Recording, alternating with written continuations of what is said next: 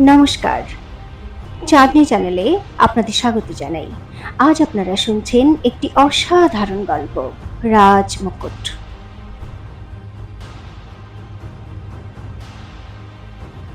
এসব কি বাজে বকছো তুমি অবনী? একটু আগেও তো মোহিনী একেবারেই ঠিক ছিল, তাহলে কি হলো হঠাৎ ওর? অস্থির হয়ে বীরেন্দ্র প্রতাপ বলে উঠল। অবনী রাজার কথা শেষ হবার আগেই তাড়াতাড়ি বলে উঠল, হ্যাঁ মহারাজ, কিন্তু এখন উনি কয়েকটা জড়িবুটি সেবন করেছেন, আর তারপর থেকেই ওনার শরীর হঠাৎই খারাপ হয়ে গেছে। এই দেখুন। এ কথা বলেই মোহিনীর একটা রুমাল দেখালো সে। রুমালটা রক্তে ভিজে গিয়েছিল। বীরেন্দ্র প্রতাপ অস্থির হয়ে উঠল। তাড়াতাড়ি চলুন মহারাজ। এ কথা বলে অবনী দৌড়তে দৌড়তে সেখান থেকে চলে গেল। এক ঝটকায় বীরেন্দ্রের সমস্ত নেশা কেটে গেল। শুধু মদের নেশাই নয়, চন্দ্রাবতীর নেশাও কাটল। চন্দ্রাবতীও খুব ভালোভাবে বুঝেছিল ব্যাপারটা, তাই ওর চোখ মুখের হাবভাব শক্ত হয়ে গিয়েছিল। চন্দ্রাবতীর দিকে তাকিয়ে বীরেন্দ্র প্রতাপ বলল, এসব কি চন্দ্রাবতী? কিন্তু এর উত্তর দেওয়ার পরিবর্তে চন্দ্রাবতী ওর চোখে চোখ রেখে বলল, আমি বুঝতে পারছি না বীরেন্দ্র, তুমি কি বলতে চাইছো? একটু আগে তুমি আমার সঙ্গে ভালোবাসার গভীরে ডুবে যেতে চাইছিলে, আর হঠাৎ এমন করে জিজ্ঞাসা করছো যেন মোহিনীর রক্তবমি আমি করিয়েছি। চন্দ্রাবতী, বীরেন্দ্র ঝাঁঝিয়ে উঠে বলল, আমার ঘুমন্ত ক্রোধকে জাগানোর চেষ্টা করো না। যা আমি জিজ্ঞেস করছি শুধু তার ঠিক ঠিক উত্তর দাও। বলো, মোহিনীর ওষুধের সঙ্গে তুমি কি বিষ মিশিয়েছিলে? চন্দ্রাবতীর উপর এ কথার কোনো প্রভাব পড়ল না। ও নির্ভয়ে বলল, বীরেন্দ্র প্রতাপ, প্রথমে তুমি আমাকে বলো, একটু আগে আমাদের মধ্যে যা কিছু হচ্ছিল সেটা কি সত্যিই তোমার ভালোবাসা ছিল, নাকি তোমার কোনো চাল ছিল? হ্যাঁ হ্যাঁ, ওটা চালই ছিল। বীরেন্দ্র প্রতাপ ওর রাগের উপর সম্পূর্ণ নিয়ন্ত্রণ হারাতে হারাতে বলল, যদি সত্যি জানতে চাও তো জেনে নাও, এই সত্যি, আমার না কখনো তোমার প্রতি ভালোবাসা ছিল, আর না কখনো হয়েছে, আর না কখনো হবে। আর এই সত্যি তো এই যে আমি কখনো মিথ্যে ভালোবাসাও বাঁচতে পারবো না তোমাকে। বীরেন্দ্র প্রতাপের কাছ থেকে এই উত্তরই আশা করেছিল সে, কিন্তু আজ প্রথমবার এ কথায় তার দুঃখ হলো। ওর মন হঠাৎ ঘৃণায় ভরে গেল। ঘৃণা ভরে ও বলল, তাহলে তাহলে তুমিও এই সত্যি শুনে নাও বীরেন্দ্র প্রতাপ, আমি মোহিনীকে কোনো বিষ দিইনি। ওর যদি রক্তবমি হয়েই থাকে তো তাতে আমার কোনো দোষ নেই। আর এই নাটকের শুরু খোদ মোহিনীই করেছিল। কাল রাত্রে সরাইখানায় ও বেহুশ হবার নাটক করেছিল, কেননা তুমি ওই সময় আমার সঙ্গে একা ছিলে, আর এখনো তুমি আমার সঙ্গে আছো। আর দেখো, এখনো ওর রক্ত বমি হচ্ছে। তোমার কি মনে হয় এসব স্বাভাবিক ব্যাপার? এর মধ্যে কোনো ষড়যন্ত্র দেখতে পাচ্ছ না তুমি? সত্যি সত্যি শুধু এই যে মোহিনী তোমাকে আমার সঙ্গে সহ্য করতে পারছে না। ওর কথায় বীরেন্দ্র প্রতাপের রাগ এবং অহংকার দুটোই বেড়ে গেল। সে চন্দ্রাবতীর পুরো কথা না শুনেই সেখান থেকে চলে গেল। চন্দ্রাবতী একটা দীর্ঘ নিঃশ্বাস ফেলে নিজেকেই বলল, আমার শরীরের সঙ্গে খেলার ইচ্ছে তো তুমি প্রথম থেকেই রাখো বীরেন্দ্র প্রতাপ, কিন্তু আজ তুমি আমার চরিত্রকে কলঙ্কিত করার খেলায় মেতেছ। এর জন্য আমি তোমাকে কখনো মাফ করব না। দরজার দিকে তাকিয়ে ও দেখল সোনাল এদিকে আসছে, কিন্তু একলা নয়, ওর সঙ্গে আর একজন কিন্নর ছিল। তার হাতের কবজিতে পটি বাঁধা ছিল। চন্দ্রবতী চিন্তিত হয়ে বলল, সোনাল, কি হয়েছে? তোমার সঙ্গে এ কে? সোনাল রাগে হাঁপাতে হাঁপাতে বলল, এ আপনার নির্দোষ হবার প্রমাণ, মহারানীমা। চন্দ্রবতী চমকে গিয়ে বলল, কি প্রমাণ? কি রকম প্রমাণ? কি অন্যায় করেছি আমি? অন্যায় তো আপনি করেননি মহারানীমা, কিন্তু মোহিনীর এই অবস্থার জন্য সবাই আপনাকেই দোষী সাব্যস্ত করছে, যেখানে সত্যি হলো ওর কোনো রক্তবমিই হয়নি, আর মোহিনীর এই কিন্নর সেবক তারই প্রমাণ। তারপর ও কিন্নরকে ধমকে বলল, সব কিছু সত্যি সত্যি বলে দাও মহারানীমাকে, নয়তো সিধে মহারাজের কাছে নিয়ে যাব তোমাকে। কিন্নর ভয় পেয়ে বলল, না না, আমি সব সত্যি বলছি। রানীমার রক্তবমি হয়নি, রক্তে ভেজা রুমালে আমার রক্ত আছে মহারানীমা। অবনী আমার কবজিতে কাটারি মেরে কেটে দিয়েছে, অনেক রক্ত বেরিয়ে গেছে মহারানীমা। হায় হায়, খুব যন্ত্রণা হচ্ছে গো। কিন্তু আমাকে মহারাজের কাছে নিয়ে যাবেন না, উনি শুনলে তো আমার গর্দান নিয়ে নেবেন। আপনার পায়ে ধরছি মহারানীমা। একথা বলে ওই কিন্নর কাঁদতে লাগলো আর চন্দ্রবতীর পায়ের উপর পড়ে গেল। সোনাল তাড়াতাড়ি ওকে তুলে ধরলো আর ওর ঘাড় ধরে ধমক দিয়ে বলল, চুপ, নাটক বন্ধ কর আর চল মহারাজের কাছে। চন্দ্রবতী বলল, না সোনাল, এই বেচারির কোনো দোষ নেই, আর আমি চাই না আমার আর মোহিনীর এই লড়াইয়ে কোনো নির্দোষ মারা যায়। নিজেকে নির্দোষ প্রমাণ করার অন্য কোনো উপায় তো আমি বের করেই ফেলব। তুমি একে ছেড়ে দাও আর এসো আমার সঙ্গে। চন্দ্রবতী তাড়াতাড়ি মোহিনীর ঘরের দিকে যেতে লাগলো। সোনালও ওই কিন্নরকে ছেড়ে দিয়ে ওর পিছন পিছন দৌড় লাগালো। মোহিনীর ঘরে রাজবৈদ্য ওকে পরীক্ষা করে একটা দীর্ঘশ্বাস ফেলে বলল, আমার তো কিছুই বোধগম্য হচ্ছে না মহারাজ। রানীমার শরীরে তো বিষের কোনো প্রভাব আমি দেখতেই পাচ্ছি না। ওনার কথা শেষ হবার আগেই ওখানে একটা আওয়াজ শোনা গেল, আপনি কিছু বুঝতেও পারবেন না রাজবৈদ্য। সবাই চমকে দেখলো চন্দ্রবতী সোনালকে সঙ্গে নিয়ে ঘরে ঢুকে আসছে। ওকে দেখতেই রাজবৈদ্য মনে মনে জ্বলে উঠল, কেননা ওর যোগ্যতা নিয়ে চন্দ্রবতী ওকে ঠাট্টা করত মাঝে মাঝে। সে কথা ওর মনে পড়ে গেল। কি জন্য এসেছো তুমি এখানে? বীরেন্দ্র প্রতাপ ওর দিকে তাকিয়ে বলল, নিজেকে নিরপরাধ প্রমাণ করতে মহারাজ। চন্দ্রবতী বলল, আর এগিয়ে গিয়ে মোহিনীর নাড়ি দেখতে লাগলো। মোহিনী অচেতনভাবে পড়ে থাকার নাটক করছিল, কিন্তু সব কিছু সে দেখছিল এবং শুনছিল। কিন্তু যেই চন্দ্রবতী ওর হাত ধরে নাড়ি দেখতে লাগলো, ও তখন জোরে জোরে শ্বাস নিতে শুরু করলো।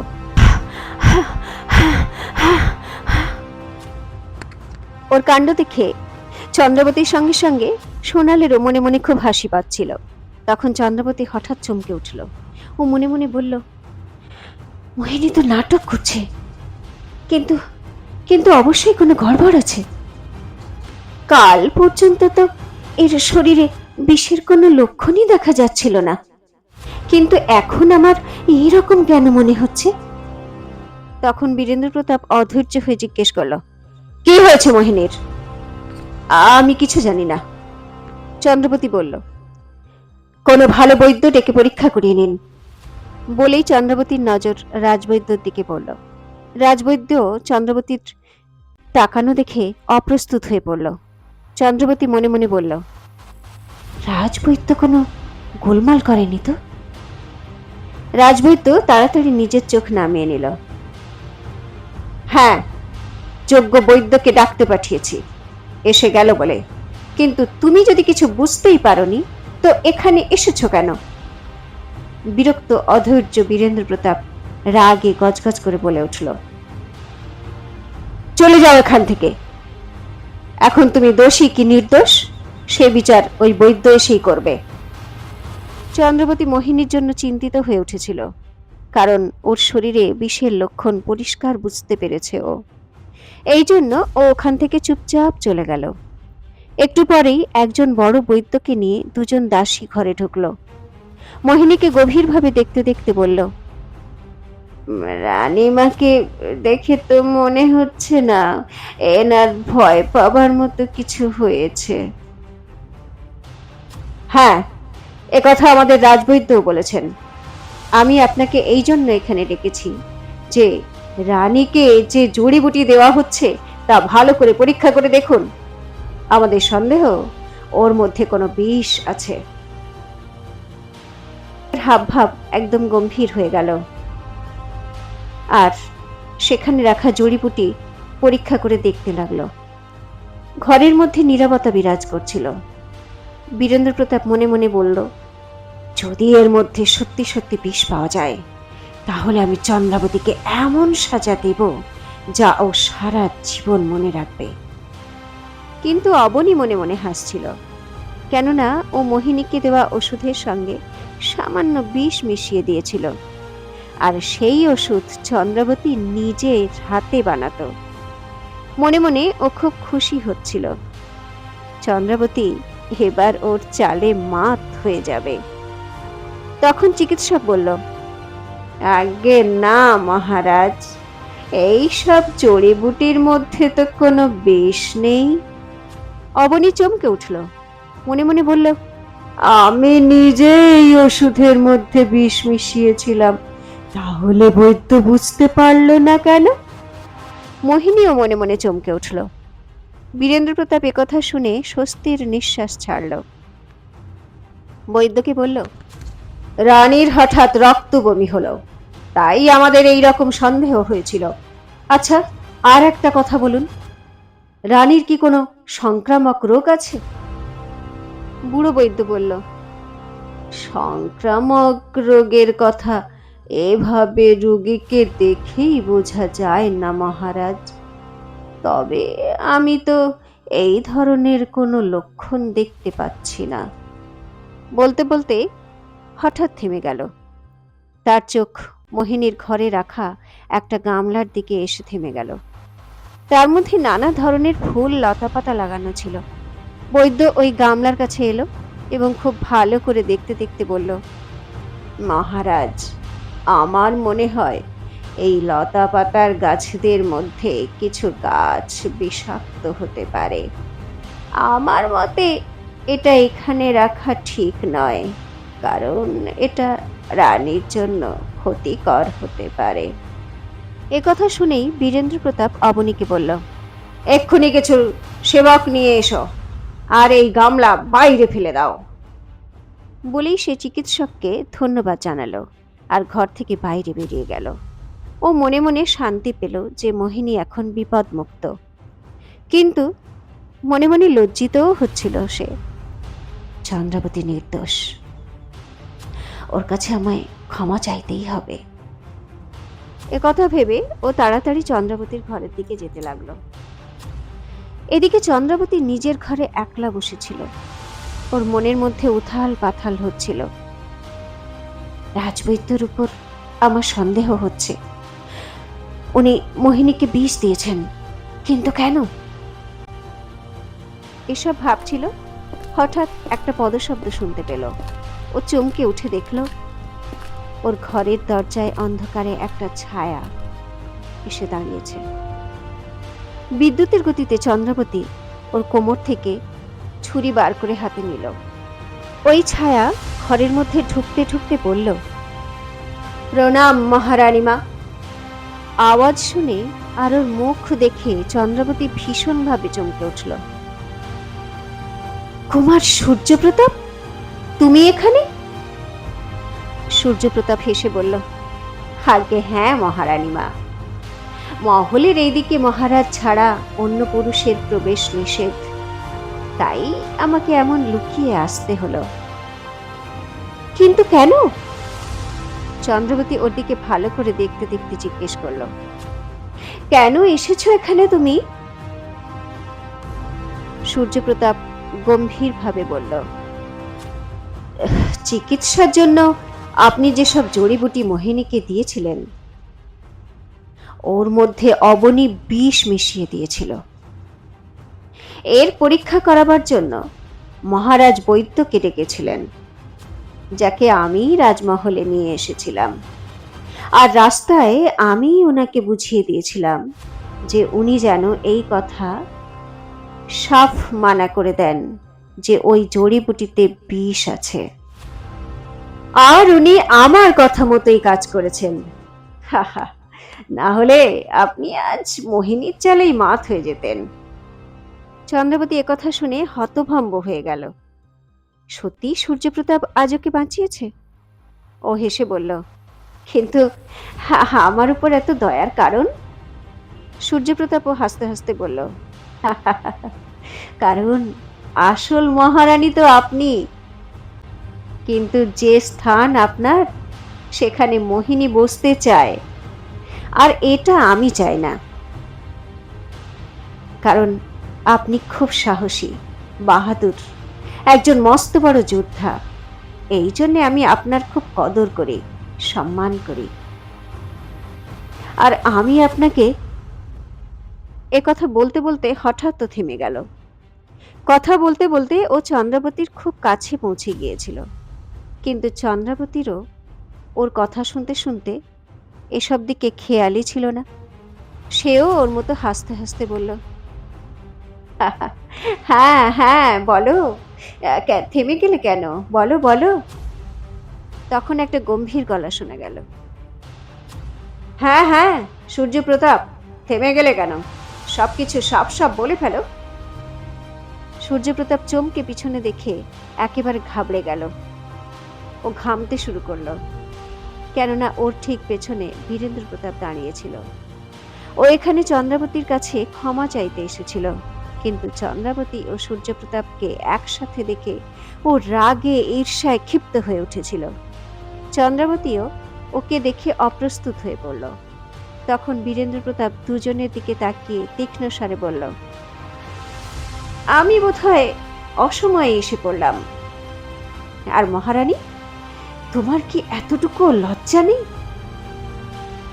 এ কি বলছেন আপনি? চন্দ্রাবতী অবাক হয়ে বলল, আপনি ভুল বুঝছেন। কিন্তু ওর কথা না শুনেই রাগে কাঁপতে কাঁপতে বীরেন্দ্র প্রতাপ ওখান থেকে চলে যেতে লাগলো। তখন সুমন্ত দৌড়ে এসে হাঁপাতে হাঁপাতে বলল, হা হা হা, সর্বনাশ হয়ে গেছে মহারাজ, সর্বনাশ হয়ে গেছে। আমাদের গুপ্তচররা খবর এনেছে আমাদের রাজ্যের দক্ষিণ সীমান্তে একটা রোগ মহামারীর মতো ছড়িয়ে পড়েছে।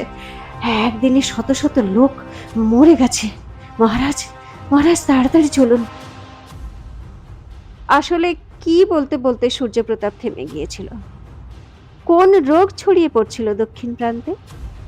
আর বীরেন্দ্র প্রতাপ সিং কি করে বাঁচাবে তার প্রজাদের এই মহামারীর হাত থেকে? জানার জন্য শুনতে থাকুন রাজমুকুট, এক ঐতিহাসিক প্রতিশোধ, শুধুমাত্র চাঁদনির সঙ্গে চাঁদনি চ্যানেলে।